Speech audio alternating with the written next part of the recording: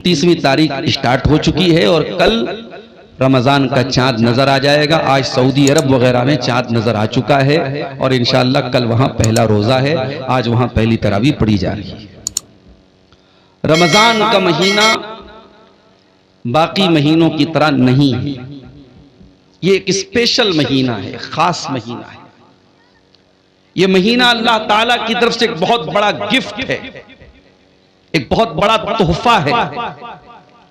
और ये महीना हमें और आपको अल्लाह ताला ने साल में एक मर्तबा दिया है ताकि अगर हमारे अंदर कहीं भी ईमान की कोई हल्की सी भी निशानी है, ईमान की कोई हल्की सी भी अलामत है, तो वो जिंदा हो जाए और हमारा ईमान दोबारा से चार्ज हो जाए और हम दोबारा अल्लाह के करीब आ जाए। साल के 11 महीने अल्लाह ताला ने शैतान को खुली छूट दी है। जिसको चाहे बहका सकता है, जिसको चाहे फुसला सकता है। साल के 11 महीने अगर हम कोई गलत काम करते तो हम ये कह सकते हैं कि शैतान ने बहका दिया, शैतान ने फिसला दिया। मगर जब रमजान का महीना आता, अल्लाह के नबी फरमाते हैं इज़ा जा रमजान, जब रमजान का महीना आता है, फुतिहत अबवाबुस समा, तो आसमान के तमाम दरवाजे खोल दिए जाते हैं। क्या मतलब? इसका मतलब ये हुआ कि जब हम अल्लाह की बारगाह में दुआ के लिए हाथ उठाते हैं तो आसमान के सारे दरवाजे खोल दिए जाते हैं। हमारी दुआओं की कबूलियत में अब कोई रुकावट नहीं है। अगर सच्चे दिल से हम कोई दुआ करेंगे, अल्लाह ताला हमारी दुआ को जरूर कबूल करेगा। फुतिहत अबवाबुस समा, आसमान के सारे दरवाजे खोल दिए जाते हैं। व गुल्लिकत अबवाबुल जहीम, और जहन्नम के तमाम दरवाजे बंद कर दिए जाते हैं।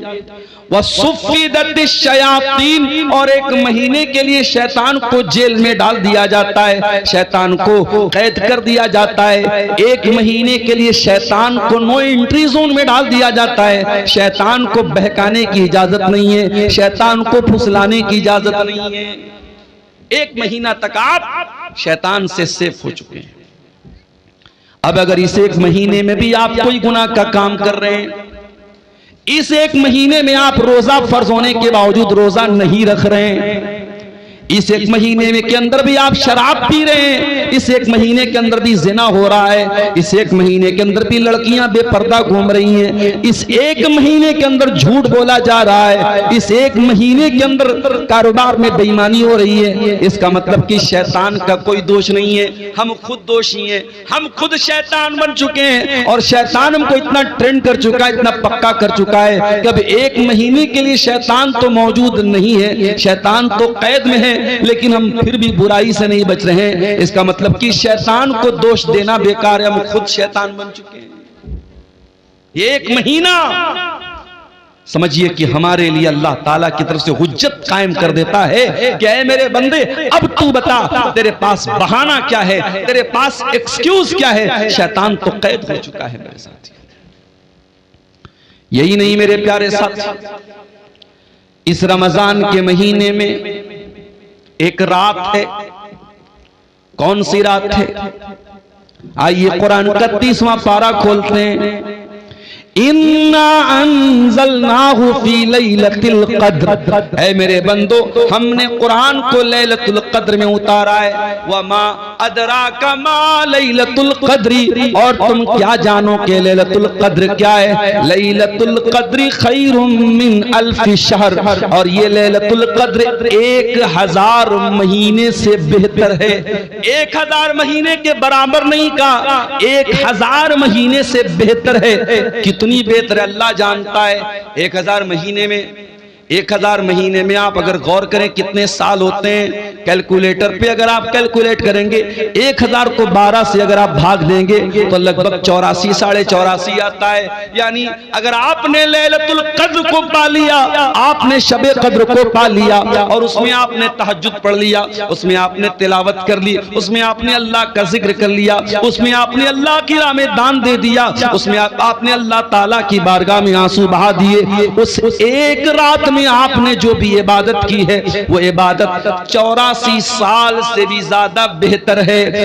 84 साल नेकी करने का जो सवाब है वो एक रात में, और रात कब शुरू होती है? मगरिब के बाद से लेकर के फजर तक रहती है, यानी मैक्सिमम 12 घंटे।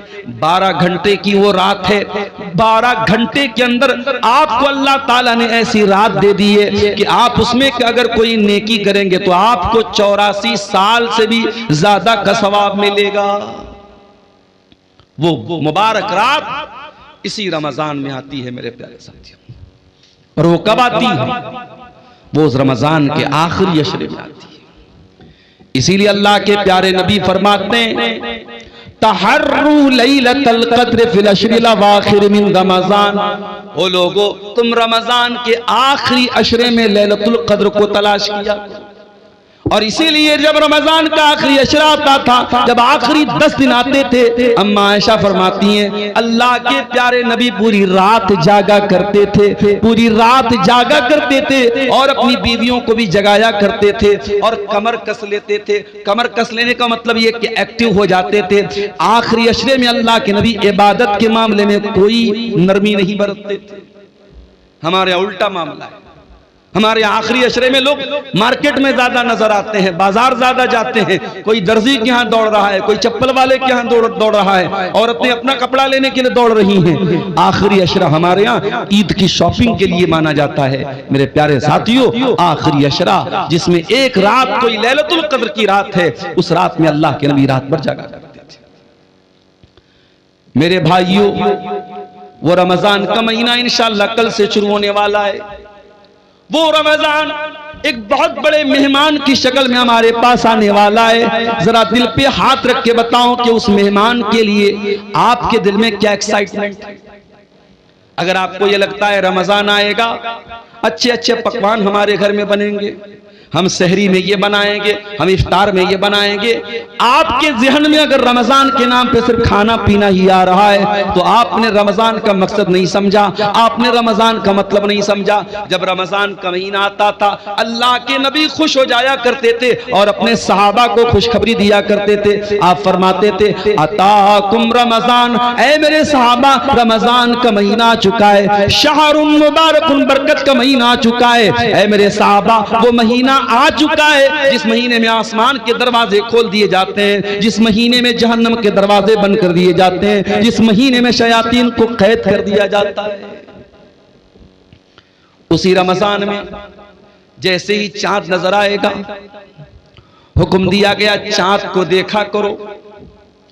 चांद को अपने बच्चों के साथ, परिवार के साथ देखने की कोशिश करो। मौसम साफ है, चांद इंशाअल्लाह नजर आएगा। जब रमजान का चांद तुम्हें आसमान पे नजर आ जाए तो ये दुआ पढ़ लेना जो अल्लाह के प्यारे नबी पढ़ा करते थे, अल्लाहुम्मा अहिल्लहु अलैना बिल अम्नि वल ईमानी वस सलामति वल इस्लामी रब्बी व रब्बुकल्लाह। क्या दुआ है? चांद देख करके क्या दुआ पढ़ रहे हैं हम? अय अल्लाह, तू इस चांद को अमन के साथ हम पर तुलू फरमा दे, ईमान के साथ तुलू फरमा दे, सलामती के साथ तू इस चांद को तुलू फरमा दे, इस्लाम के साथ इस चांद को तू तुलू फरमा दे। रब्बी व रब्बुकल्लाह, और ऐ चांद मेरा और तेरा रब अल्लाह है। कभी आपने गौर किया, हमारे गैर मुस्लिम भाई भी तो चांद देख के करवा चौथ मनाते हैं। हमारे गैर मुस्लिम भाइयों की भी चांद की बड़ी अहमियत है, मगर वो चंद्रमा को देवता मानते हैं, वो चंद्रमा की पूजा करते हैं, वो चंद्रमा की इबादत करते हैं। मगर मेरे प्यारे साथियों, इस्लाम एक ईश्वरवाद वाला मजहब है, इस्लाम तौहीद वाला मजहब है। हम चांद को देख करके भी ऐलान करते हैं, रब्बी व रब्बुकल्लाह, ऐ चांद हम तेरी उपासना नहीं करते, ऐ चांद हम तुझे रब नहीं मानते, ऐ चांद हम तुझे अपना पूज्य नहीं मानते, हम तुझे अल्लाह ताला का एक क्रिएशन मानते हैं, अल्लाह ताला की एक मखलूक मानते हैं। और हम चांद देख करके भी ऐलान करते हैं, रब्बी व रब्बुकल्लाह, ऐ चांद मेरा भी रब अल्लाह और तेरा भी रब अल्लाह। इस्लाम तौहीद वाला दीन है मेरे प्यारे साथी। इस्लाम में शिर्क बर्दाश्त के काबिल नहीं है मेरे साथी। इस्लाम तो वो मजहब है कि तमाम नमाजों में हम रुकू करते हैं, सजदा करते हैं, मगर जनाजे की नमाज में हम रुकू और सजदा नहीं करते। क्यों नहीं करते? सामने मुर्दा रखा हुआ है, सामने जनाजा रखा हुआ है। अगर जनाजे की नमाज में रुकू डाला जाता और सजदा डाला जाता तो यह मैसेज जाता कि इस्लाम तो मुर्दे के आगे सजदा करवा रहा है, इस्लाम तो मुर्दे के आगे झुक रहा है। इसलिए जनाजे की नमाज में कोई रुकू और सजदा नहीं है। जनाजा रखा हुआ है, हम जनाजे की नमाज पढ़ते उसमें कोई रुकू सजदा नहीं है। और इसीलिए अल्लाह के रसूल ने किसी कब्र के ऊपर नमाज पढ़ने से मना किया है। न तो कब्र के ऊपर मस्जिद बनाई जा सकती है, न मस्जिद में कब्र बनाई जा सकती है। कब्र के ऊपर भी नमाज नहीं और मस्जिद के अंदर भी कब्र को आपने रखने से मना किया है। आज अफसोस की बात, उसी इस्लाम को मानने वाले आज तौहीद को नहीं समझते। कोई किसी के आगे सर झुका रहा है, कोई किसी के आगे सर झुका रहा है। और आपकी शेरशाहबादी बिरादरी में जो पूरी अहले हदीस बिरादरी है, आज आपकी बिरादरी में भी बहुत सारी ऐसी चीजें होने लगी हैं जो तौहीद के खिलाफ है। माफ कीजिएगा, बहुत सारे घरों में जहालत की वजह से, तालीम की कमी की वजह से आज बच्चे पैदा होने के बाद ही उनके गले में धागा डाल दिया जाता है। आपके शेरशाहबादियों में भी ये चीज देखी जा रही है कि बच्चों के गले में धागा और तावीज डाला जा रहा है। बच्चा बीमार हो जाए तो शिरकिया झाड़ फूक करने वाले झूठे मक्कार लोगों को बुला के उनसे झाड़ फूक करवाया भी जा रहा है। अगर कौवा बोलने लगे तो कौवे के बोलने पर ये कहा जाता है कि कौवा बोल रहा है, इसका मतलब कोई मनहूस खबर आने वाली है। इस तरीके की उल्टी सीधी रिवायतें और उल्टी सीधी चीजें आज हमारे अहले हदीसों के अंदर भी मेरे प्यारे साथियों पाई जाने लगी हैं। याद रखिए, हम तौहीद वाले हैं, हम मर जाएं कट जाएं, तौहीद से समझौता करने वाले नहीं हैं। यही हमारी पहचान है। अल्लाह के नबी ने फरमाया, ला तुशरिक बिल्लाहि व इन कुतिलता व हुर्रिकता, अगर तुम्हें कत्ल कर दिया जाए या जला दिया जाए तब भी तुम अल्लाह के साथ शिरक मत करना। तौहीद की हिफाजत करो मेरे प्यारे साथी। हम चाँद देख करके भी तौहीद का दर्स देते हैं। रब्बी व रब्बुकल्लाह, ऐ चाँद मेरा भी रब अल्लाह है, तेरा भी रब अल्लाह है। एक और मैसेज मिला चांद की दुआ से। दुनिया कहती है मुसलमान तो आतंकवादी होता है, कहने वाले कहते हैं सारे मुसलमान तो आतंकवादी नहीं होते लेकिन सारे आतंकवादी मुसलमान होते हैं। कहने वाले इस्लाम को आतंकवाद के साथ जोड़ते हैं। ओ लोगों, इस्लाम आतंकवाद का धर्म कैसे हो सकता है? इस्लाम दहशतगर्दी का मजहब कैसे हो सकता है? इस्लाम तो चांद देख करके भी अमन और शांति की दुआ सिखा रहा है। हम चांद देख करके भी क्या दुआ कर रहे हैं? हम ये दुआ नहीं कर रहे, हाय अल्लाह इस चांद को देखने के बाद तू सिर्फ हमको भलाई अता फरमा। हम कहते अल्लाहुम्मा अहिल्लहु अलैना बिल अम्न वल ईमान वस सलामत वल इस्लाम। हाय अल्लाह ये चांद जो रमजान का नजर आने वाला है, आय अल्लाह सारे विश्व के लिए, सारी दुनिया के लिए अमन और शांति का चांद बना दे। अल्लाह इस महीने को तो शांति वाला बना दे, इसमें किसी का खून न बहे, इसमें किसी की जान न जाए, इसमें किसी का माल न लूटे। आय अल्लाह इसको अमन और शांति का और पीस का, और आय अल्लाह दुनिया के लिए सलामती का महीना बना दे। जो मुसलमान चांद देख करके भी अमन और शांति की दुआएं करता है, वो मीडिया वालों तुम्हें शर्म नहीं आती? उस इस्लाम को तुम आतंकवाद के साथ जोड़ते हो, उस मुसलमान को तुम आतंकवाद के साथ जोड़ते हो। हाँ, अगर कोई अपने आप को मुसलमान कहने वाला गलत काम करे तो उसके लिए इस्लाम कैसे जिम्मेदार हो सकता है? आज दूसरे मजहब के मानने वाले, आज अमेरिका में जो जेफरी एप्स्टीन की फाइल सामने आ रही है, वो कोई मुसलमान तो नहीं था, वो तो यहूदी था, लेकिन इतना गंदा आदमी था। 6 साल की बच्चियों के साथ रेप किया करता था, छोटी छोटी बच्चियों के साथ वो दरिंदगी किया करता था, उन्हें नोचा करता था, उनको तड़पाया करता था, यहाँ तक के छोटी छोटी बच्चियों को मशीन में डाल के कत्ल करके उनकी बोटी बना बना के खाया करता था। वो तो यहूदी था। तो क्या हम ये बोलेंगे कि उसके इस अमल की वजह से पूरी यहूदी कौम गलत मानी जाएगी? नहीं मेरे प्यारे साथियों, कुछ लोगों के गलत कामों की वजह से पूरा मजहब बदनाम नहीं किया जा सकता, पूरे दीन को ब्लेम नहीं किया जा सकता। इस्लाम कल भी अमन और शांति का प्रतीक था और आज भी अमन और शांति का प्रतीक है, और कयामत की सुबह तक अमन और शांति का प्रतीक रहेगा। हम तो चांद देख करके भी अमन और शांति की दुआ करते हैं। चांद देखने के बाद दूसरा काम हम क्या करते हैं? इशा की नमाज पढ़ने के बाद तरावी की नमाज पढ़ते हैं। जैसे ही रमजान शुरू होता है, ये बहस भी छिड़ जाती है तरावी 8 रकात पढ़ी जाए कि 20 रकात पढ़ी जाए, कोई 8 को सही कहता है, कोई 20 को सही कहता है। लेकिन एक बात से कोई इनकार नहीं कर पाएगा कि अल्लाह के नबी ने जो 3 दिन तरावी पढ़ाई थी वो 8 ही रकात आपने पढ़ाई थी। कैसी आवाज है? 3 दिन तक अल्लाह के नबी ने जो तरावी की नमाज पढ़ाई थी वो 8 रकात थी, इसमें किसी को शक नहीं है मेरे प्यारे साथी। हजरत आयशा से पूछा गया अल्लाह के प्यारे रसूल की रमजान की नमाज कैसी थी, तरावी की नमाज जिसको हम कहते हैं, उसी के बारे में सवाल किया गया। मायशा कैफ़ कानत सलातु रसूलिल्लाह सल्लल्लाहु अलैहि वसल्लम की रमजान, अल्लाह के रसूल की रमजान की नमाज कैसी थी। सवाल करने वाला तरावी के बारे में सवाल कर रहा है। अल्लाह के प्यारे नबी फरमाते हैं मा कान यज़ीदु रसूलुल्लाह सल्लल्लाहु अलैहि वसल्लम अला 11 रकातन, अल्लाह के नबी 11 रकात से ज्यादा कभी नहीं पढ़ते थे। फी रमजान वला फी गैरिही, न तो रमजान में आप पढ़ते थे न गैर रमजान में पढ़ते थे।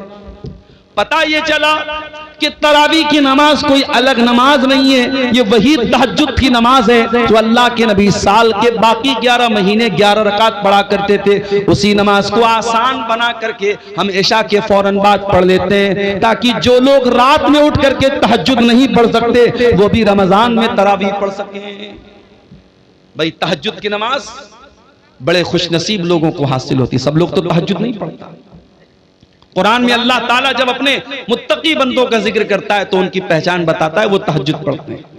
कहीं अल्लाह फरमाता है कानू कलीदम मिनल लैली मा यहजऊन, मेरे मुत्तकी बंदे रात को बहुत कम सोते हैं, वो रात में तहज्जुद की नमाज पढ़ते हैं। कहीं अल्लाह ने फरमाया ततजाफा जुनूबुहुम अनिल मजाज यदऊन रब्बहुम खौफन व तमा, मेरे मुत्तकी बंदे अपने बिस्तर से अलग होकर के अल्लाह की बारगाह में तहज्जुद पढ़ते हैं। यदऊन रब्बहुम खौफन व तमा, वो अपने रब से दुआएं करते हैं, कभी अल्लाह के अजाब से डरते हैं, कभी अल्लाह की रहमत की उम्मीद रखते हैं। व मिम्मा रज़क़नाहुम युनफिकून, और तहज्जुद पढ़ने के बाद अल्लाह की राह में सदका खैरात करते हैं। वही तहज्जुद की नमाज रमजान में तरावी के नाम से पढ़ी जाती है और अल्लाह के नबी ने इसको 11 रकात ही पढ़ा है।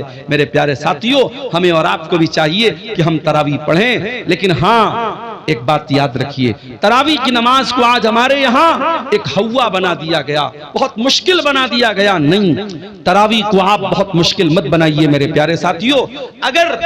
अगर हमारे नौजवानों का स्टेमिना बहुत कमजोर हो चुका है और वो बेचारे बहुत लंबी तरावी नहीं पढ़ पा रहे, तो ठीक है, आप हल्की ही तरावी पढ़ाइए। हल्की से मुराद ये है कि अगर एक पारा पूरा अगर इमाम पढ़ रहा है और एक पारे में सारे लोग शामिल हो सकते हैं तो एक पारा पढ़ाया जाए। अगर एक पारा भी लोग नहीं पढ़ पा रहे तो एक पारे से भी कम पढ़ा जा सकता है, लेकिन कोशिश ये कीजिए कि तरावी की नमाज पूरे महीने पढ़ी जाए। जो ये तरीका हमारे यहाँ चला है कि 3 दिन तरावी पढ़ते हैं, 5 दिन तरावी पढ़ते हैं, उसके बाद मस्जिदों में सन्नाटा छा जाता है, ये तरीका गलत है और किसी भी हदीस से ये तरीका साबित नहीं है कि सिर्फ 3 दिन तरावी पढ़ी जाए। अल्लाह के नबी फरमाते हैं मन काम रमजान ईमानन व इहतिसाबन, जो रमजान में क़ियामुल लैल करता है, जो रमजान में तरावी की नमाज पढ़ता है ईमान के साथ और सवाब की नीयत के साथ, ये 2 चीजें बहुत जरूरी हैं। तरावी की नमाज का मकसद दिखावा नहीं होना चाहिए,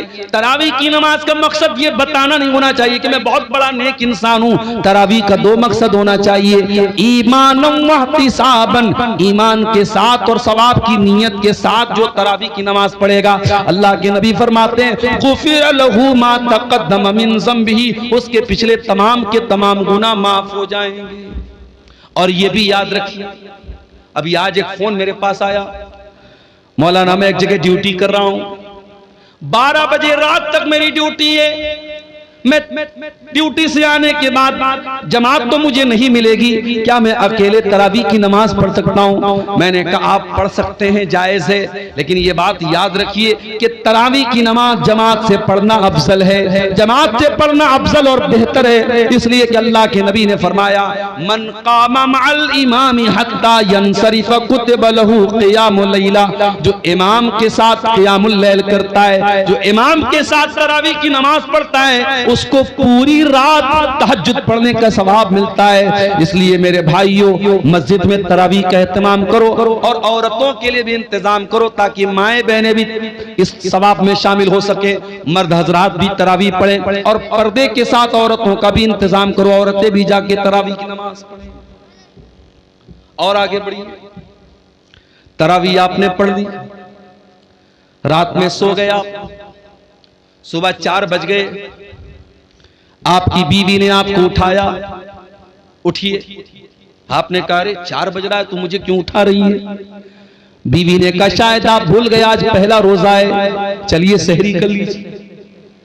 आप उठे, ब्रश किया आपने, मुंह धोया आपने, दस्तरखान पे बैठ के बीवी ने जो सहरी में बनाया था वो सहरी आप खाने लगे। 4 बजे सुबह आपने तो कभी नाश्ता नहीं किया था, आप तो सुबह 8-9 बजे नाश्ता करते थे। ये 4 बजे कौन सा नाश्ता हो रहा है? इसको सहरी बोलते हैं। और ये सहरी बड़ी बरकत वाला खाना है। अल्लाह के नबी फरमाते हैं तसहरू फइन्न फिस्सहूरी बरका, सहरी खाया करो, सहरी में बरकत है। सहरी के बगैर भी आप रोजा रखेंगे हो जाएगा, मगर सहरी खा के रोजा रखेंगे तो बदन में ताकत रहेगी। इसीलिए बहुत सारी जगहों पे सहरी में ताकत की चीजें खाते हैं। हमारे बनारस में वो मेवा वगैरह डाल करके उसमें मखाना भी होता है और बादाम भी होता है, काजू भी होता है, वो सब डाल के एक आइटम बनाते हैं, उसको हरीरा बोलते हैं। कहीं हरीरा बोलते हैं, कहीं तुर्री बोलते हैं, पता नहीं आपके सीमांचल में भी कुछ ऐसा बनता होगा। तो आप सहरी में इस तरीके की चीजें जब खा लेते हैं तो फिर पूरे दिन एक एनर्जी रहती है बदन में। अगर आप सहरी नहीं खाएंगे, मान लीजिए कोई सोया रह गया, रात में बेचारा वो इरादा करके सोया तो मैं सुबह सहरी करके रोजा रखूंगा, लेकिन नींद नहीं खुल पाई और फजर का टाइम हो गया और तब उसकी नींद खुली, तो रोजा वो रखेगा कि नहीं रखेगा? रोजा रखेगा, रोजा हो जाएगा। मगर जब बगैर कुछ खाए पिए रोजा रखेगा तो कमजोरी रहेगी। इसलिए सहरी जरूर करना चाहिए। हमने सुबह 4 बजे सहरी कर ली, 5 बजे फजर की अजान होने वाली है, हमने 10 मिनट में 15 मिनट में सहरी कर ली। अब हमारे पास 45 मिनट का टाइम अभी अजान तक बचा है। हमने सोचा बिस्तर पे चल के थोड़ा आराम कर लेते हैं। जैसे ही बिस्तर पे आराम करने गए, नींद आ गई और फजर की नमाज हमारी बिस्तर पे चली गई। ये तरीका गलत है मेरे भाई, बिल्कुल गलत है ये तरीका। आप 14-14 घंटे भूखे रहते हैं, आप रोजा रखते हैं, लेकिन अगर आप नमाज की पाबंदी नहीं करते हैं तो माफ कीजिएगा, रोजा इंपॉर्टेंट है, रोजा अहम है, लेकिन रोजे से भी ज्यादा इंपॉर्टेंट नमाज है। इस्लाम के 5 अरकान में कलमा पढ़ने के बाद दूसरे नंबर पे नमाज है और तीसरे नंबर पे ज़कात है और चौथे नंबर पे रोजा है। आप चौथे नंबर की चीज के लिए तो 14 घंटे मेहनत करते हैं, लेकिन दूसरे नंबर की चीज को आप गोल कर देते हैं, नमाज ही को गायब कर देते हैं। याद रखिए मेरे प्यारे साथियों, इस्लाम में रमजान के रोजे के पहले 5 वक्ता नमाज है, इसलिए नमाज छोड़ करके आप रोजा मत रखिए। अगर आप फजर की नमाज जाने का डर है तो आप सहरी थोड़ा लेट खाइए। अल्लाह के नबी की सुन्नत भी थी कि आप सहरी बहुत लेट खाते थे, यानी फजर की अजान से ठीक 10-15 मिनट पहले आप सहरी खा लीजिए और जब 10 मिनट बचा है आप वजू बना करके बैठ करके दुआ कीजिए, अल्लाह ताला से जिक्र कीजिए अल्लाह ताला का, और फजर की नमाज पढ़ने के बाद ही आप सोइए ताकि आपकी नमाज न छूटने पाए। और आगे बढ़िए, आपने सहरी खाई, फजर की नमाज आपने पढ़ ली, उसके बाद आपको मगरिब की अजान तक कुछ खाना नहीं है। दोपहर का टाइम आया, जोहर की नमाज पढ़ने के लिए आप मस्जिद में आए, सुबह 5 बजे आपने पानी पिया था, आपका हलक बिल्कुल सूख करके कांटा हो चुका है।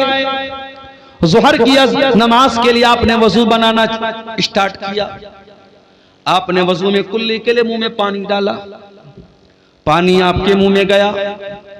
आप अगर चाहें तो पानी के 2-4 कतरे हलक के नीचे डाल के हलक को गीला कर लें, हलक को तर कर लें। हलक तो सूख करके कांटा हो गया है, 2-4 कतरे पानी के चले जाएं तो कौन देखने वाला है? न कोई कैमरा वहां लगा है, न बगल वाले को पता चलेगा, न इमाम साहब को पता चलेगा, न मौलवी साहब को पता चलेगा। लेकिन कोई ताकत है, कोई पावर है जो आपको ऐसा नहीं करने दे रहा है। आप प्यास के मारे बुरा हाल है आपका हलक सूख करके कांटा बना हुआ है और पानी आपके मुंह में जा रहा है, मगर वो कौन सी ताकत है जो पानी को हलक के नीचे डालने नहीं देती है? पानी बाहर आ जाता है, पानी हलक के नीचे नहीं उतरता है। मेरे प्यारे साथियों, इसी का नाम तकवा है, इसी का नाम अल्लाह का डर है, और रमजान का महीना यही तकवा हमें सिखाता है। इसीलिए अल्लाह ने फरमाया, या अय्युहल्लज़ीना आमनू कुतिबा अलैकुमुस्सियाम कमा कुतिबा अलल्लज़ीना मिन क़ब्लिकुम लअल्लकुम तत्तक़ून। ऐ ईमान वालो, हमने तुम पर रमजान का रोजा फर्ज किया है ताकि तुम मुत्तकी बन जाओ, ताकि तुम अल्लाह से डरने वाले बन जाओ, ताकि तुम हराम चीजों से बचने वाले बन जाओ। रोजे की हालत में खाना नहीं खा सकते, पानी नहीं पी सकते, बीवी से मिल नहीं सकते, बीवी के साथ रोमांस कर सकते हैं, गले लग सकते हैं, बीवी को टच कर सकते हैं, लेकिन अगर डर हो इस बात का कि बीवी से ज्यादा करीब होंगे तो हो सकता है कि बीवी के साथ सोहबत हो जाए। जिसको इस बात का डर हो वो बीवी से बहुत ज्यादा करीब भी न जाए। रोजे की हालत में आप इंजेक्शन भी लगवा सकते हैं, लेकिन शर्त यह है कि ताकत का इंजेक्शन ना हो, ग्लूकोज का इंजेक्शन ना हो। नॉर्मल इंजेक्शन भी आप लगवा सकते हैं। रोजे की हालत में आप कान में ड्रॉप भी डाल सकते हैं, आंख में ड्रॉप भी डाल सकते हैं, हाँ, नाक में कोई दवा नहीं डालें। रोजे की हालत में आप खून की जांच भी करवा सकते हैं, लेकिन हाँ, खून चढ़वा नहीं सकते, खून दे नहीं सकते, खून ले नहीं सकते। खून इसलिए नहीं दे, खून लेंगे तो बदन में एक ग़िज़ा आ जाएगी, वो जायज नहीं है। रोजे की हालत में बदन को ग़िज़ा पहुंचाना जायज नहीं, और खून किसी को देंगे तो कमजोरी बहुत ज्यादा आ जाएगी, रोजे पर इफेक्ट पड़ेगा, इसलिए खून देना भी ठीक नहीं रोजे की हालत। रोजे की हालत में आप अगर भूल करके कुछ खा गए, नबी अकरम ने फरमाया, अगर भूल चूक करके तुम्हारे मुंह में कुछ चला गया, खा लिया, तो जैसे ही याद आ जाए फौरन बाज आ जाओ।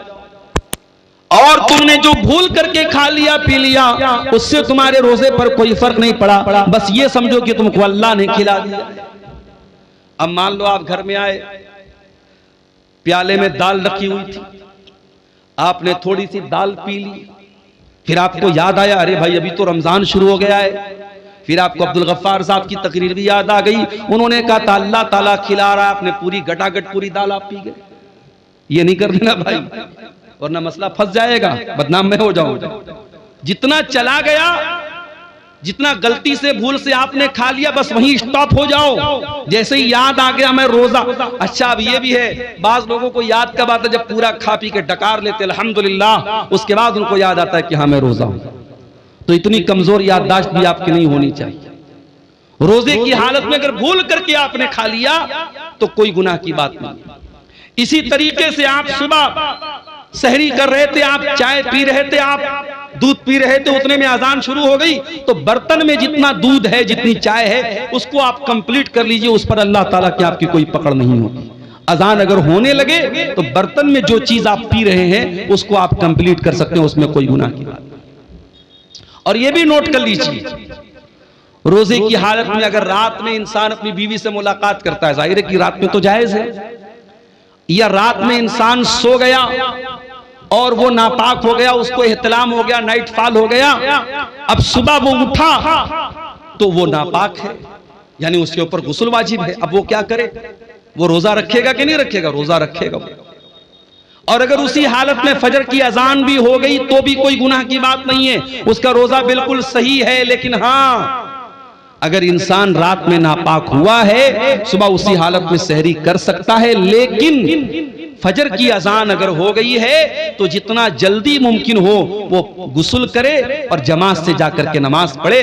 कुछ लोग क्या करते हैं, नापाक हो गए तो आराम से सोए रहते हैं, सुबह 8 बजे 9 बजे उठ करके गुस्ल करते हैं और फिर नमाज पढ़ते हैं। ये गलत है, ये नाजायज है, ये हराम है। आप नमाज को बिना मजबूरी के उसके टाइम से डिले नहीं कर सकते। अगर आप नापाक हैं, जितना जल्दी मुमकिन हो आप नापाकी को दूर कीजिए और नमाज पढ़िए। और ये भी याद रखिए, अगर फजर के 1 मिनट पहले भी औरत अगर हैज में थी और पाक हो गई, 1 मिनट पहले भी, मान लीजिए कि अगर 5:15 पे फजर की अजान हो रही है और 5:14 पर औरत को यह लगा कि मैं पाक हो गई हूं, मेरा हैज आना बंद हो गया, पीरियड आना बंद हो गया मेरा, तो उस दिन का रोजा वो रखेगी, उस दिन का वो रोजा रखेगी और फौरन वो गुस्ल करके फजर की नमाज भी पढ़ेगी। हां, अगर इसका उल्टा हो जाए, अगर फजर की अजान के 1 मिनट के बाद भी अगर औरत को जो है वो हैज आ जाए तो वो उस दिन का रोजा नहीं रखेगी, वो नापाक मानी जाएगी, वो जितने दिन पीरियड में रहेगी वो रोजा नहीं रखेगी। अगर मगरिब की अजान के 1 मिनट पहले भी उसको हैज आ गया तो वो रोजा उसका काउंट नहीं होगा, उस रोजे को वो बाद में पूरा करेगी, वो रोजा उसका पूरा नहीं माना जाएगा। ये मसले हैं, इसकी भी जानकारी हमको कर लेना जरूरी है। शाम का टाइम आया, आपने बीवी आपकी कमरे में आती है, वही बीवी जो आपके लिए सर से पैर तक हलाल है, आपने रोजे की हालत में अपने आप को कंट्रोल किया है, बीवी के करीब नहीं जा रहे, आपको बहुत तेज भूख लगी, आपके घर में खाने पीने के बहुत सारे आइटम रखे हुए हैं लेकिन आप उन चीजों को नहीं खा रहे, आपको प्यास लगी, आप कोई चीज पी नहीं रहे, ये रोजा हलाल चीजों को आपसे छुड़वा रहा है। खाना हलाल है लेकिन आप खाना नहीं खा रहे, पानी हलाल है लेकिन पानी नहीं पी रहे, बीवी हलाल है लेकिन बीवी के करीब नहीं जा रहे। मेरे प्यारे साथियों, ये रोजा हमें ये सबक दे रहा है, ऐ रोजा रखने वाले, अगर तू अल्लाह के हुक्म पर हलाल चीजों को छोड़ सकता है तो तू हराम को भी छोड़ सकता है, और अगर तू हलाल को छोड़ता है और हराम को नहीं छोड़ता है तो फिर तेरे रोजा रखने का कोई मतलब नहीं है। कुछ लोग क्या करते हैं, दिन भर तो रोजा रखते हैं और मगरिब की जैसे ही अजान होती है, इफ्तार करने के बाद पहले सिगरेट का धुआं निकालते हैं, पहले बीड़ी का धुआं निकालते हैं। अरे अल्लाह के बंदे, अगर तुझे सिगरेट भी इतनी प्यारी है और बीड़ी इतनी प्यारी है कि तू मगरिब की अजान का वेट कर रहा था, तो इससे तो बेहतर था तू रोजा ही ना रखता, तू रोजा ही ना रखता। तू अल्लाह के लिए हलाल चीजों को छोड़ने को तैयार है तो तू हराम को नहीं छोड़ सकता। मेरे प्यारे साथियों, रमजान हमें चेंज करने के लिए आया है, रमजान हमारे अंदर परिवर्तन लाने के लिए आया है। रमजान ने हमारे सोने का, खाने का, पीने का टाइम चेंज कर दिया है। जो रमजान हमारे खाने पीने सोने का टाइम चेंज कर सकता है, वो रमजान हमारी बुरी आदतों को भी चेंज कर सकता है। वो बीड़ी पीने वालों, वो सिगरेट पीने वालों, वो शराब पीने वालों, मोबाइल पर गंदी चीजें देखने वालों, वो बेपर्दा रहने वाली लड़कियों, वो गलत ताल्लुकात में फंसने वाले नौजवानों, अगर अपनी गंदी आदतों से पीछा छुड़ाना है तो उसका बेहतरीन मौका है रमजान। रमजान तौबा का महीना है मेरे साथी। तौबा का मतलब क्या होता है? तौबा कहते किसको है अरबी ज़बान में? तौबा का मतलब होता है यू टर्न ले लेना। आप गाड़ी लेके जा रहे हैं, आपको वापस दोबारा उसी रास्ते पर वापस होना है, आप गाड़ी को दोबारा घुमाएंगे, यू टर्न लेंगे, इसको तौबा कहते हैं। इसका मतलब यह हुआ कि जब इंसान सही रास्ते से भटक जाए तो वो तौबा करे ताकि दोबारा सही रास्ते पर आ जाए। मेरे प्यारे साथियों, अगर आपको तौबा करना है, अल्लाह के रास्ते पे वापस आना है, तो रमजान उसके लिए बेहतरीन मौका है। अल्लाह से सच्ची तौबा कीजिए मेरे साथियों। 4 दिन की जिंदगी है, हम नहीं जानते पूरा रमजान भी हमको नसीब होगा कि नहीं होगा, नहीं मालूम, किसी दिन हार्ट अटैक आ जाए, इंतकाल हो जाए, नहीं मालूम किसी दिन बाइक से जा रहे हो कोई एक्सीडेंट हो जाए, बाइक से गिर के हम मर जाएं, नहीं मालूम कार से जा रहे हो कार किसी खाई में चली जाए, अल्लाह को प्यारे हो जाए। हमें तो ये भी नहीं मालूम कि कब मरेंगे, कहां मरेंगे। 5 चीजों का इल्म तो सिर्फ अल्लाह ताला के पास है। इन्नल्लाह इंदहु इल्मुस्साह, कयामत कब आएगी सिर्फ अल्लाह को मालूम है। व युनज़्ज़िलुल गैस, बारिश कब होगी, कितनी होगी, कहां होगी, अल्लाह को मालूम है। व यअलमु मा फिल अरहाम, और मां के पेट से जो बच्चा पैदा होने वाला है वो क्या बनेगा, कितनी उम्र पाएगा, कितनी रोजी रोटी पाएगा, नेक बनेगा कि बुरा बनेगा, दीनदार बनेगा कि बेदीन बनेगा, माँ बाप का फरमाबरदार बनेगा या नाफरमान बनेगा, मुशरिक बनेगा या तौहीद वाला बनेगा, ये सारी बातें तो अल्लाह ही जानता है। वमा तदरी नफ्सुम माज़ा तक्सिबु गदा, और कोई नहीं जानता कि कल वो क्या करेगा। वमा तदरी नफ्सुम बिअय्यि अर्दिन तमूत, और कोई नहीं जानता कि वो कहां मरेगा, कब मरेगा छोड़ दो, कहां मरेगा इसकी भी कोई गारंटी नहीं। कितने इसे बिहार के लोग हैं, चंदा करने जाते हैं बेंगलोर, चंदा करने जाते हैं कर्नाटक, और वहीं किसी हादसे में इंतकाल हो जाता है। इसी कटिहार में घसिया घाट नाम का एक इलाका है, वहां एक मौलाना कारी अब्दुल बासित नाम के थे, बहुत अच्छे मेरे ताल्लुकात थे, उनके मदरसे में कई बार जलसे में गया। बेचारे तमिलनाडु के इलाके में चंदा करने गए थे, ट्रेन पर चढ़ रहे थे, अचानक ट्रेन से गिर गए और वहीं ऑन द स्पॉट उनका इंतकाल हो गया। मेरे प्यारे साथियों, हम तो ये भी नहीं जानते कि पूरा रमजान हमको नसीब होगा कि नहीं होगा, हम कहां मरेंगे और किस हाल में मरेंगे। मेरे प्यारे साथियों, कोशिश करो कि ये रमजान का महीना तौबा का महीना बन जाए, हमारे अंदर सुधार का महीना बन जाए, हमारे अंदर चेंजिंग का महीना बन जाए, अपनी बुरी आदतों को कंट्रोल करने वाला महीना बना लो रमजान। शाम हो गई, इफ्तार का टाइम हो गया, मान लीजिए 6 बजे मगरिब की अजान है। कोशिश ये करो कि 5:30 बजे अपने घर में आ जाओ, जितना इफ्तारी का सामान लेना है पहले ही लेके आ जाओ, आधा घंटे पहले ही आ जाओ, दस्तरखान बिछा लो, बच्चों और परिवार को साथ में ले लो और अल्लाह की बारगाह में दुआ करो। मेरे प्यारे साथियों, रोजे की हालत में अल्लाह ताला दुआ जल्दी कबूल करता है। रोजे का दुआ के साथ बड़ा गहरा कनेक्शन है और इसीलिए अल्लाह ताला ने कुरान में जहां रमजान का जिक्र किया है, जहां रोजे का जिक्र किया है, वहीं अल्लाह ने फरमाया वइज़ा सअलका इबादी अन्नी फइन्नी करीब। ऐ मेरे नबी, जब मेरे बंदे आपसे मेरे बारे में सवाल करें कि अल्लाह कहाँ है, तो ऐ नबी उनको बता दीजिए कि अल्लाह ताला बहुत करीब है। उजीबो दावत दाई इज़ा दान, और जब भी कोई दुआ करने वाला अल्लाह को पुकारता है, अल्लाह जरूर उसकी दुआ को सुनता है। शर्त ये फलयस्तजीबू ली वलयुमिनू बी, कि वो अल्लाह की बात माने और अल्लाह पर ईमान रखे। अगर वाकई में हम अल्लाह की बात माने तो जरूर अल्लाह हमारी दुआ सुनेगा, मगर हम अल्लाह की बात मानते कहां हैं? हम तो गुनाहों की दुनिया में लथपथ रहते हैं, हराम कमाई खाते हैं, सूद ब्याज खाते हैं, हराम काम करते हैं और उसके बाद हम कहते हैं अल्लाह हमारी दुआओं को नहीं सुनता।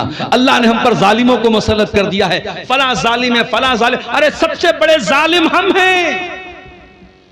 दूसरों को जालिम कहने से पहले अपने गिरबान में झांके हमने अपने ऊपर कितना जुल्म किया है। इसलिए मेरे प्यारे साथियों, रमजान में दुआ करो, और दुआ करना है तो जरा नबियों से सीखो कि दुआ कैसे की जाती है। आदम अलैहिस्सलाम से गलती हो तो क्या दुआ की उन्होंने, और रब्बना ज़लमना अनफुसना व इल्लम तगफिर लना व तरहमना लनकूनन्न मिनल खासिरीन।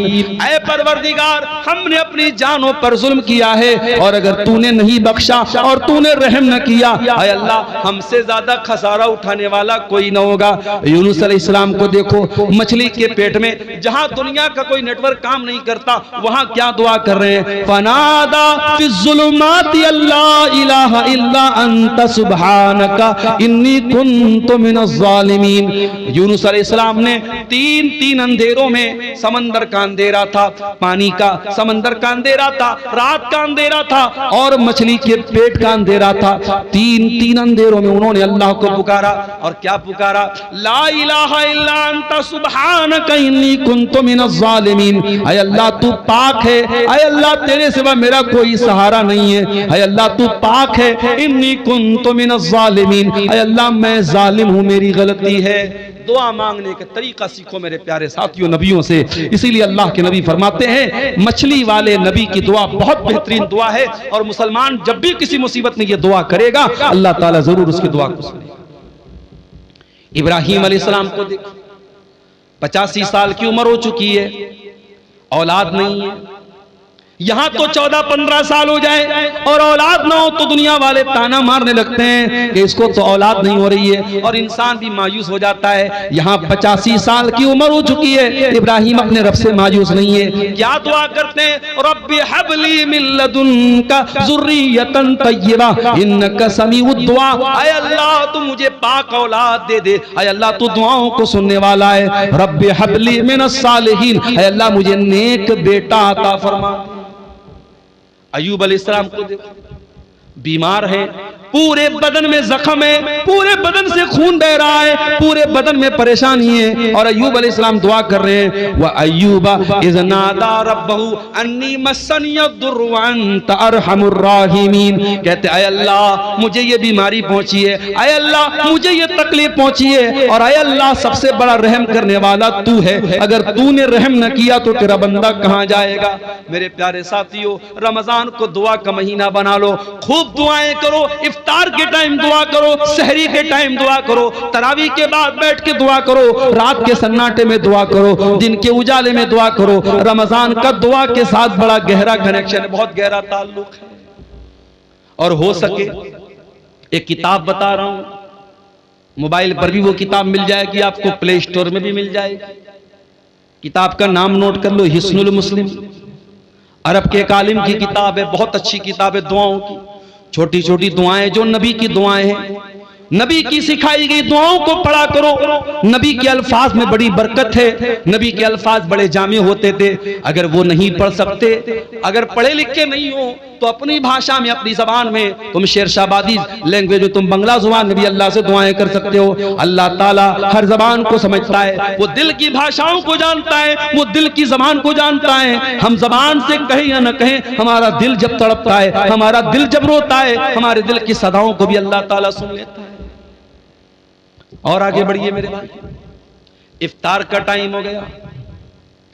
आप इफ्तार करते हैं, बिस्मिल्लाह पढ़ के आपने खजूर मुंह में डाली, खजूर मुंह में डाली, पानी आपने पिया, और पानी जैसे ही आपके हलक के अंदर गया, आपने दुआ पढ़ी, ज़हबज़ ज़मऊ वबतल्लतिल उरूक़ु वसबतल अज्रु इंशाअल्लाह। ऐ अल्लाह तेरे हुक्म से मैंने रोजा पूरा कर लिया, ऐ अल्लाह मेरी प्यास खत्म हो गई, ऐ अल्लाह मेरी रगे तर हो गई, और ऐ अल्लाह अगर तूने चाहा तो मुझे सवाब भी मेरे रोजे का मिल जाएगा।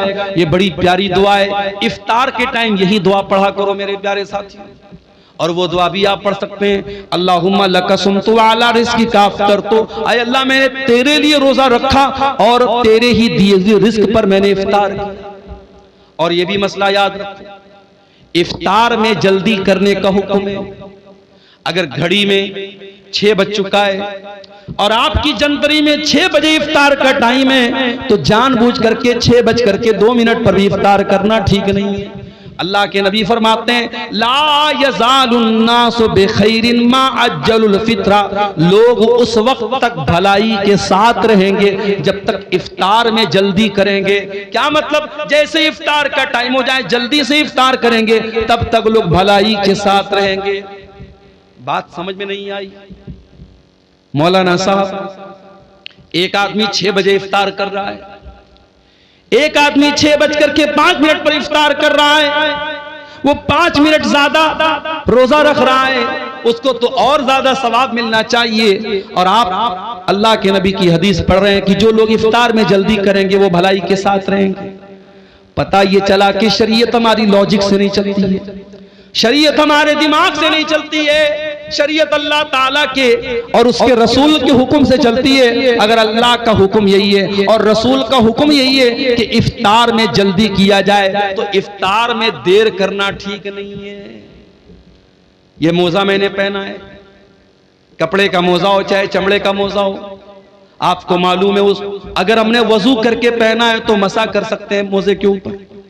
कभी आपने गौर किया, मोजे का जो नीचे का हिस्सा होता है वो ही ज्यादा गंदा होता है, लेकिन जब हम वजू करते हैं तो मोजे के ऊपर के हिस्से पर मसा करते हैं, हम नीचे के हिस्से पर मसा नहीं करते हैं। पता ये चला कि दीन अकल और राय का नाम नहीं है, दीन तो अल्लाह और उसके रसूल के हुक्म का नाम है। इसीलिए इफ्तार में जल्दी करने का हुक्म दिया गया है। और ये भी नोट कर लो मेरे भाई, आज जैसे ही रमजान का महीना आता है, मर्दों की डिमांड क्या होती है, 20 तरीके का आइटम बनाया जाए। हो सकता है कि आपके शेरशाबादी समाज में शायद उतनी वैरायटी ना होती हो, लेकिन आप अगर बनारस चले जाएं, आप लखनऊ चले जाएं, आप हैदराबाद चले जाएं, आप मुंबई चले जाएं, तो इफ्तार के दस्तरखान पे आपको 20 तरीके के आइटम मिलेंगे। मुझे उससे कोई एतराज नहीं। अल्लाह ने आपको दौलत दी, आप खूब खाइए, मना नहीं है मेरे भाई, लेकिन मुझे इस बात से शिकायत है कि आज अपने घर की औरतों के ऊपर हमने इतना ज्यादा बोझ डाल दिया है। इतने सारे आइटम उनको बनाने होते हैं रमजान के अंदर के बेचारी असर के बाद से लेकर के वो अफ्तार के आइटम बनाने में उनका टाइम लग जाता है, और मगरिब के बाद बेचारी बर्तन धोने में उनका टाइम लग जाता है। उनको इबादतों का टाइम नहीं मिलता, उनको कुरान पढ़ने का टाइम नहीं मिलता, उनको दुआ करने का टाइम नहीं मिलता। मेरे प्यारे साथियों, अपने मुंह के स्वाद के लिए और अपने पेट के लिए अपने घर की औरतों पर अत्याचार न करो, अपने घर की औरतों पर जुल्म न करो। अरे सिंपल जो खाना आम दिनों में खाते हो वही सिंपल तरीके से रमजान में भी खाओ। ठीक है, 2-4 आइटम बढ़ गए, कोई हर्ज की बात नहीं है, लेकिन बीवी के ऊपर इतना ज्यादा अत्याचार करना कि बेचारी दिन भर खाना ही बनाती रहे और इफ्तार के बाद पूरी कई घंटे वो बर्तन ही धोती रहे, ये औरतों पर जुल्म है। इससे भी हमें और आपको बचना है। उसके बाद रमजान की एक बहुत अहम इबादत जिसके लिए कुरान में बाकायदा जिक्र किया गया, कुरान की तिलावत। रमजान में कसरत से कुरान की तिलावत करो, इसलिए कि रमजान के महीने में ही कुरान उतारा गया। फरमाया शहरु रमजान अल्लज़ी उन्ज़िला फ़ीहिल कुरान, रमजान के महीने में कुरान उतारा गया। हुदल लिन्नास, और ये कुरान सारी मानवता के लिए हिदायत बन करके आया। व बय्यिनातिम मिनल हुदा वल फुरकान, और इस कुरान की आयतें सच्चाई को खोल खोल के बयान करने वाली हैं। कभी आप अपने दिल पर हाथ रख के बताइए मेरे भाई, आपने पिछले रमजान में कितना कुरान पढ़ा था? मोबाइल पर आपने न जाने कितनी रील्स देखी थी, फेसबुक के ऊपर आपने न जाने कितना टाइम खर्च किया था, यूट्यूब पर आपने न जाने कितने वीडियोस देखे थे, लेकिन आप अपने दिल पर हाथ रख के बताइए कि आपने कुरान कितना पढ़ा था। बल्कि अगर आप मुझसे पूछे तो मैं एक बात कहूंगा, रमजान में उलमा की तकरीरें सुनिए, मैं मना नहीं करता, मगर तकरीरों से ज्यादा कुरान सुनिए, कुरान पढ़िए। रमजान को कुरान के लिए खास कर दीजिए।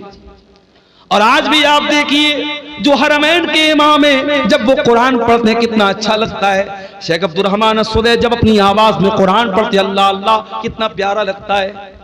शेख सऊद अशरम तो चले गए, लेकिन मौजूदा जो अइम्मे हरमैन है उसमें एक नाम शेख बदर तुर्की का है, कितना प्यारा कुरान पढ़ते हैं। आप मोबाइल पर हेडफोन लगा के अगर शेख बदर तुर्की की जबान से कुरान सुनेंगे और आंखें बंद कर लेंगे, आपको ऐसा लगेगा आप हरम में खड़े, आप मक्का में खड़े, आप मस्जिद हराम में खड़े। वो लोगों, तुम कुरान पढ़ो तो सही एक बार। अला बिज़िक्रिल्लाहि तत्मइन्नुल कुलूब, ये कुरान तुम्हारे दिल को जरूर शांति देगा, तुम्हारे दिल को जरूर सुकून देगा। ये कुरान पढ़ के तो देखो, ये कुरान सुन के तो देखो। हमारे दिल इतने कठोर हो चुके हैं, हमें गाना अच्छा लगता है, हमें म्यूजिक अच्छा लगता है, हमें कुरान अच्छा नहीं लगता। हमें कुरान न पढ़ने का मन करता है, न सुनने का मन करता है। तरावी की नमाज में इमाम साहब जरा सी लंबी तिलावत कर दें तो हम नाराज हो जाते हैं, इमाम साहब आपने लंबी तिलावत क्यों कर दी? हमें कुरान 10 मिनट ज्यादा सुनना भी गवारा नहीं है। वही नौजवान जो आधा घंटे तरावी की नमाज में खड़ा नहीं हो पाता है और बैठ करके आराम से तरावी पढ़ता है, वही नौजवान 1-1 घंटा खड़े होकर के 50 ओवर का क्रिकेट मैच देख लेता है। अभी इस बार वर्ल्ड कप का 2020 वर्ल्ड कप चल रहा है। अपने नौजवानों से एक बात कहना चाहूंगा, ये वर्ल्ड कप का जो मैच है ये तो होता रहेगा, लेकिन रमजान पता नहीं दोबारा हमको मिलेगा कि नहीं मिलेगा। मेरे प्यारे साथियों, इस वर्ल्ड कप के चक्कर में अपने रमजान को बर्बाद न होने देना। इस वर्ल्ड कप के मैचों के चक्कर में आप जब मैच देखेंगे तो मैच में एडवर्टीजमेंट भी आएगा, प्रचार भी आएगा, उसमें नंगी लड़कियां भी आएंगी, उसमें नंगा प्रचार भी आएगा। उसमें जब मैच देखेंगे तो दर्शकों को भी दिखाया जाएगा, उसमें खूबसूरत लड़कियां भी नजर आएंगी, और आप रोजे की हालत में ये सारी चीजें देखेंगे। इसलिए खबरदार, कहीं रमजान के रोजे को आपका ये वर्ल्ड कप का मैच बर्बाद न कर दे। इसलिए वर्ल्ड कप के मैच से भी होशियार रहना मेरे साथी। कुरान को टाइम दो। इमाम मालिक रहमतुल्लाह अलैह बहुत बड़े इमाम थे, हदीस का दर्स दिया करते थे। पूरी दुनिया से उनके पास लोग हदीस पढ़ने आया करते थे, लेकिन जब रमजान का महीना आता था इमाम मालिक ऐलान कर देते थे, ओ लोगों, मैं रमजान में हदीस नहीं पढ़ाऊंगा, मैं साल भर हदीस पढ़ाता हूं। ये कुरान का महीना आ गया, ये रमजान का महीना आ गया, एक महीने के लिए मुझे कुरान के साथ छोड़ दो, मैं कुरान को पढ़ूंगा, कुरान पर गौर करो।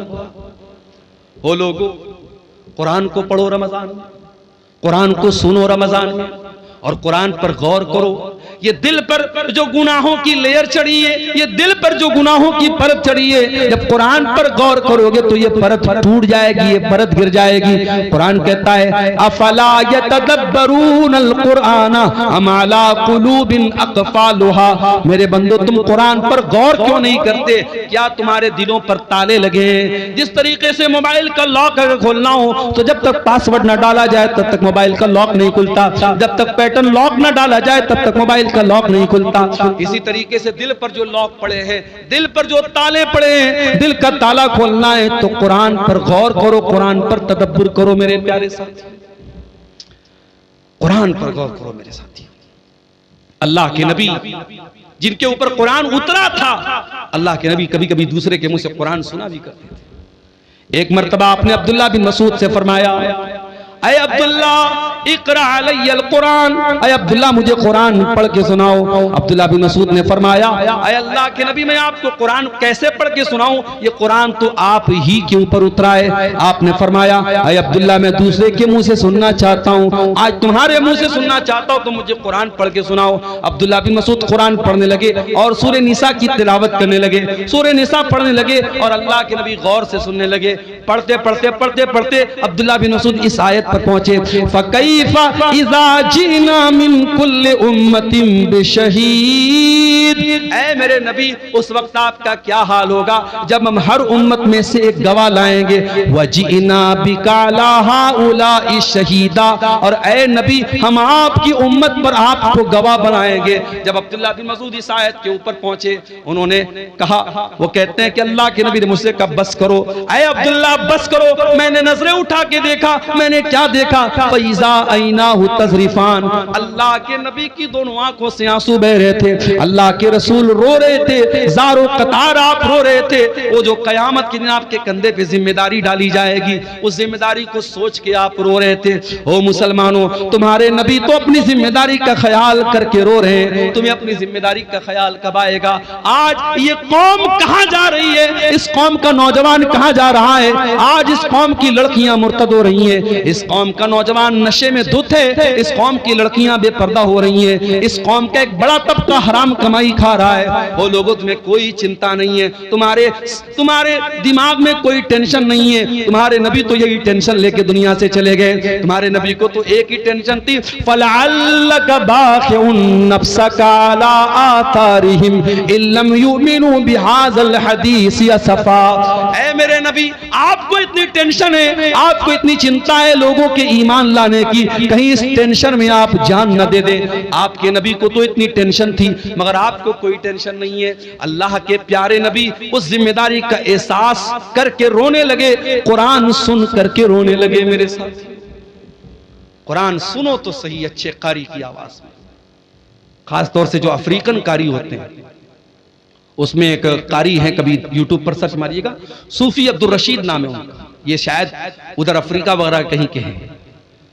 आवाज बिल्कुल नॉर्मल है, लेकिन जब कुरान पढ़ते हैं दिल में जाके लगता है मेरे साथी, बड़ा प्यारा कुरान पढ़ते। सूफी अब्दुल रशीद नाम है, अच्छे कारी की आवाज में आप कुरान सुनिए, आप ये गाने बजाने भूल जाएंगे। दिल पर जो असर पड़ेगा मेरे साथियों, अब मैं बयान नहीं कर सकता उसको। रमजान को कुरान का महीना बनाइए मेरे साथियों, और आगे बढ़िए। एक और काम अल्लाह के नबी करते थे रमजान में। अब्दुल्ला बिन अब्बास कहते हैं अल्लाह के नबी रमजान में बहुत ज्यादा सखावत किया करते थे, अल्लाह की राह में दान दिया करते थे। आज भी मुसलमान अपने माल की ज़कात इसी रमजान के महीने में निकालता है। मेरे प्यारे साथियों, आप अपने माल की जो ज़कात होती है आप साल में कभी भी निकाल सकते हैं, बल्कि ज़कात का सही मसला तो ये है, मिसाल के तौर पर अगर मेरे पास आज 1 लाख रुपया है, आज 1 लाख रुपया मेरे पास आया और आज ही के दिन अगले साल तक वो पैसा मेरे पास रहा, तो आज ही के दिन मेरे ऊपर ज़कात फर्ज होगी। लेकिन लोग अपनी आसानी के लिए रमजान में ज़कात निकालते हैं, कोई हरज की बात नहीं, निकाल सकते हैं आप। लेकिन हाँ, ज़कात देने का तरीका भी आज हमारा बड़ा निराला है मेरे साथी। पिछले रमजान में मैं साउथ इंडिया में था, एक मौलवी साहब आए, कहा कि मौलाना कड़ी धूप में हम लोग लाइन लगते हैं और जब हमारा नंबर आता है तो सेठ जी कहते हैं कि पिछले साल का रिकॉर्ड कहां है, पिछले साल का रिकॉर्ड हमने दिखाया तो कहते इस पर मदरसे की मोहर नहीं लगी है, जाओ। 2-2 घंटा धूप में लगने के बाद वो बेचारा मौलवी तो किसी प्राइवेट मदरसे में पढ़ा रहा था और उसका चंदा करने वो बेंगलोर और गुजरात गया था। 3-3 घंटा लाइन में लगने के बाद उसको वापस कर दिया जाता है और बेचारा वो नाकाम लौट जाता है। ये हालात देख करके मेरे साथियों खून के आंसू रोने का दिल चाहता है। ये ज़कात कोई टैक्स नहीं है जिसे वसूलने के लिए लोगों के दरवाजों पर जाया जाए। होना तो ये चाहिए था, ज़कात देने वाले खुद ऐसा सिस्टम बनाते कि जहां ज़कात के हकदार हैं ज़कात वहां तक पहुंचती। यहां तो बेचारे मौलवी धक्के खा खा के ज़कात वसूल रहे हैं। मेरे प्यारे साथियों, अपने माल की ज़कात निकालो और सही तरीके से अपने माल की ज़कात निकालो। अगर आपके पास 85 ग्राम सोना है, अगर आपके पास 595 ग्राम चांदी है, अगर आपके बैंक बैलेंस में आपके पास कैश रकम में इतना पैसा है जो 595 ग्राम चांदी के बराबर है, तो आपके पास अगर वो माल 1 साल तक रहता है तो उसकी ज़कात आपको देना है। और ऐ मेरी प्यारी माओ बहनों, ये भी याद रखिए, आपने सोने का जो जेवर पहना हुआ है और आपने अलमारी में जो रखा हुआ है वो सब पर आपको ज़कात देना है। कोई ये ना सोचे कि जो मैं पहनती हूं उस पर ज़कात नहीं देना है, सब पर आपको ज़कात देना है। और अगर आपने अपने सोने चांदी की ज़कात नहीं निकाली तो अंजाम क्या होगा? अल्लाह फरमाता है वल्लज़ीन यक्निज़ून अज़्ज़हब वल फ़िज़्ज़ा वला युनफ़िक़ूनहा फ़ी सबीलिल्लाहि फ़बश्शिरहुम बिअज़ाबिन अलीम। जो लोग सोना चांदी इकट्ठा करते हैं और उसकी ज़कात नहीं निकालते हैं उनको दर्दनाक अज़ाब दिया जाएगा।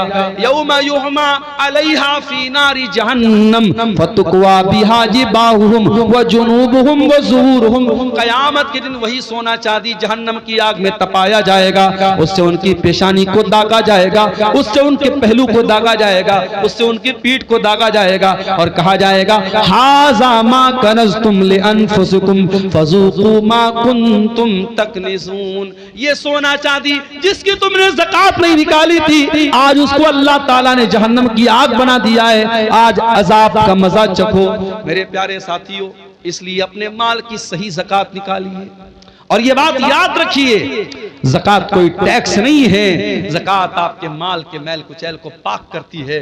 ज़कात हमारे माल की बरकत को खत्म नहीं होने देती है, आपके माल की सुरक्षा करती है, आपके माल की हिफाजत करती है। इसीलिए अल्लाह कुरान में अपने नबी से कहता है खुज़ मिन अम्वालिहिम सदक़तन तुतहिरुहुम व तुज़क्कीहिम। ऐ नबी, आप लोगों के माल में से ज़कात लीजिए, ये ज़कात उनके माल को पाक करेगी। बिजनेसमैन लोगों से एक बात कहना चाहता हूं, बिजनेसमैन के पास जितना भी माल तिजारत है उस पर उसको ज़कात देना है। मिसाल के तौर पे अगर हमारे दुकान में 10 लाख का माल है तो 10 लाख के माल पे हमको ज़कात देना है। हाँ, मार्केट से जो पैसा हमको लेना है उसको हम माइनस करेंगे और मार्केट में जो पैसा हमको देना है वो माइनस करेंगे, जो लेना है उसको प्लस करेंगे और पूरे माल तिजारत को ऐड करके उसकी ज़कात हमें निकालना है। इसी तरीके से अगर आपने कोई जमीन खरीदी है और आपने जमीन इस मकसद के लिए खरीदी है कि जमीन का दाम बढ़ जाएगा तो हम बेच देंगे, अगर आपने जमीन को बेचने के मकसद से लिया है तो जमीन की भी आपको ज़कात देना पड़ेगा। हाँ, अगर आपने जमीन लिया है मकान बनाने के लिए, बच्चों के रहने के लिए, तो उस पर आपको ज़कात नहीं देना है। अपनी जरूरत की चीजों पर भी आपको ज़कात नहीं देना है। 1.5 लाख का मोबाइल आता है, एप्पल का आईफोन आता है, सैमसंग का अल्ट्रा आता है, 1.25 लाख का 1.5 लाख का मोबाइल आता है। 1.5 लाख के मोबाइल पर आपको कोई ज़कात नहीं देना है। 10 लाख की आपके पास 40 लाख की कार है, कार पे आपको कोई ज़कात नहीं देना है। 50 लाख का आपके पास घर है जिसमें आप रहते हैं, उस घर के ऊपर आपको कोई ज़कात नहीं देना है। जो आपकी जरूरत की चीजें हैं, जाती चीजें, उस पर आपको कोई ज़कात नहीं देना है।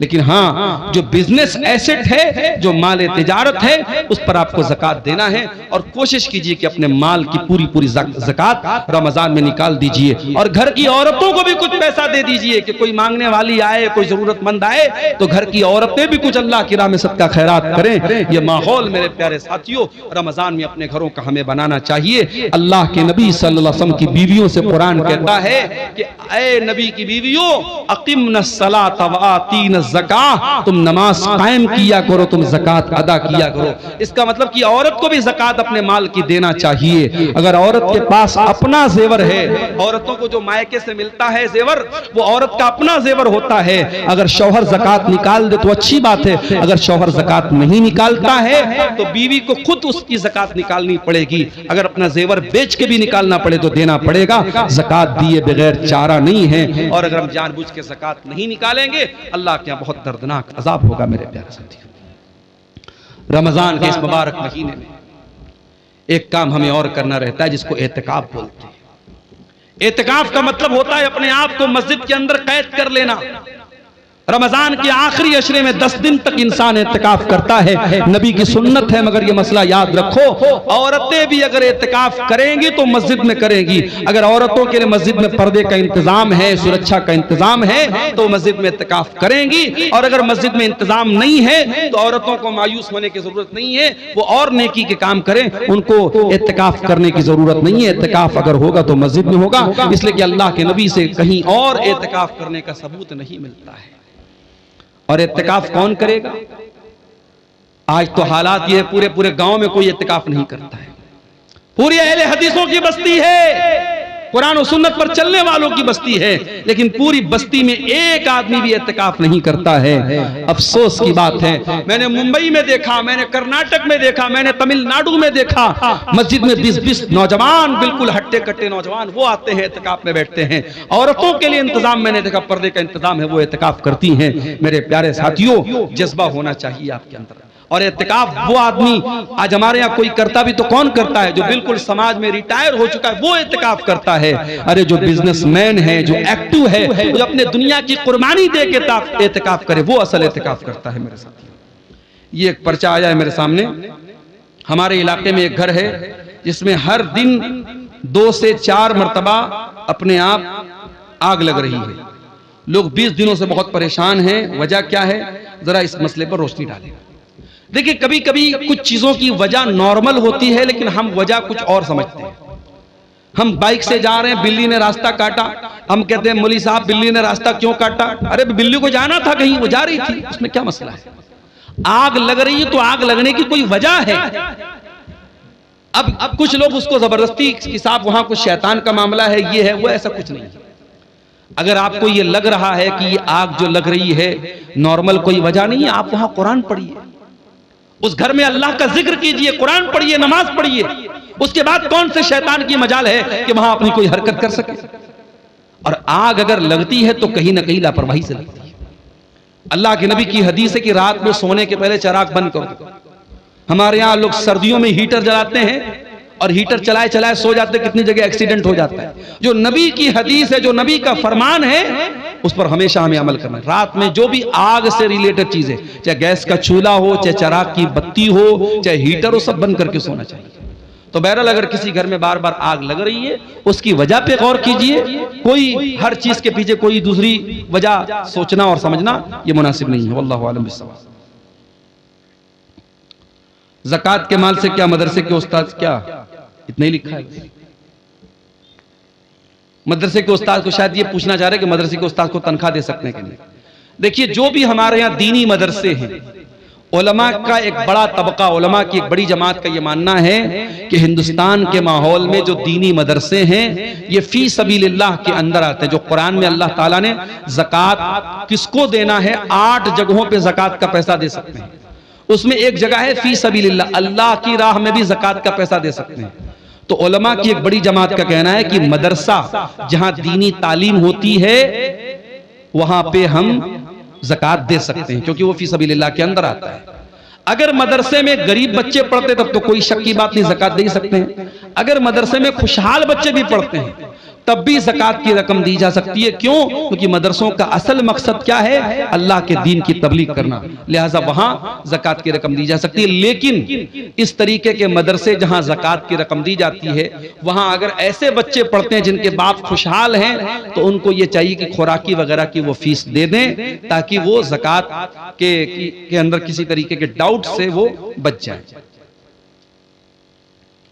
हदीस के मुताबिक इफ्तारी में जल्दी करने का हुक्म है, लेकिन हमारे इलाके में एक ही जगह में अहनाफ कुछ और अहले हदीस हजरात कुछ औकात में इफ्तारी करते हैं। उसकी क्या वजह हो सकती है? क्या इसमें भी अव्वल और आखिर वक्त का मसला है, यानी 2 से 4 मिनट? अहनाफ के यहाँ जबरदस्ती सिर्फ एहतियात के नाम पे 2-4 मिनट लेट किया जाता है, उसकी कोई दलील नहीं है। जो जंतरी के औकात है बहुत सोच समझ करके हिसाब व किताब करके बनाए गए हैं। नबी के जमाने में जंतरी नहीं थी, नबी के जमाने में घड़ी नहीं थी, आसमान देख करके लोग इफ्तार करते थे। आज तो अल्हम्दुलिल्लाह घड़ी है और जंतरी में बाकायदा पूरा तहकीक करने के बाद इफ्तार का टाइम तय किया गया है। वो उसमें ताखिर करने का कोई जो है मतलब नहीं है। जो लोग एहतियात के नाम पे देर करते हैं वो ठीक नहीं है। क्या सहरी के लिए माइक में ऐलान करना सही है? सहरी के लिए, सहरी खत्म करने के लिए अजान होती है, वो काफी है, अलग से कोई माइक से ऐलान करना ठीक नहीं है। रोजे की हालत में खून चेक कराना कैसा? करा सकते हैं, खून की जांच करा सकते हैं, कोई हरज की बात नहीं। क्या मस्जिद के माइक में गजल हमद पढ़ना सही है?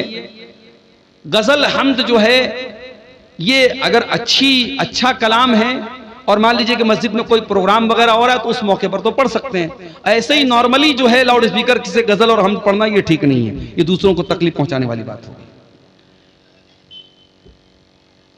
क्या लिखा है? कय के होने से क्या रोजा टूट जाए? अगर बीमारी की वजह से उल्टी होगी किसी को तो खुद से जो उल्टी हो जाती है उससे रोजा नहीं टूटता है, उल्टी होने से रोजा नहीं टूटता है। हाँ, कोई जानबूझ करके अपने मुंह में हाथ डाल के उल्टी करे तो उससे रोजा टूट जाएगा, लेकिन जो खुद से बीमारी की वजह से उल्टी होती है उससे रोजा नहीं टूटेगा। क्या झूठ बोलने से रोजा टूट जाता है? झूठ बोलने से रोजा टूटता नहीं है, मगर झूठ बोलना रोजे की हालत में हराम है। अल्लाह के नबी ने फरमाया अगर कोई आदमी रोजा रख करके भी झूठ बोलता है तो फिर अल्लाह ताला को उसके रोजे की कोई जरूरत नहीं है।